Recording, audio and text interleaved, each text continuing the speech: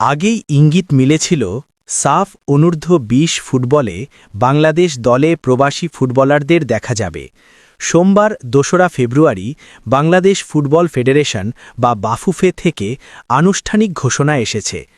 ২৫ March মালদ্বীপে শুরু হতে যাওয়া টুর্নামেন্টের ৩১ সদস্যের প্রাথমিক স্কোয়াডে আরও ৬ জন প্রবাসী ফুটবলারের নাম যোগ করা হয়েছে। নতুন অন্তর্ভুক্ত খেলোয়াড়রা হলেন আব্দুল কাদির, ইতালি; বিতোষব চাকমা, যুক্তরাষ্ট্র; ইব্রাহিম নেওয়াজ, যুক্তরাজ্য; আমির শামি, যুক্তরাষ্ট্র; সুশ্রুত মণ্ডল, কানাডা এবং ফারজাদ আফতাব, যুক্তরাষ্ট্র। তারা যশোরে চলমান ক্যাম্পে যোগ দেবেন।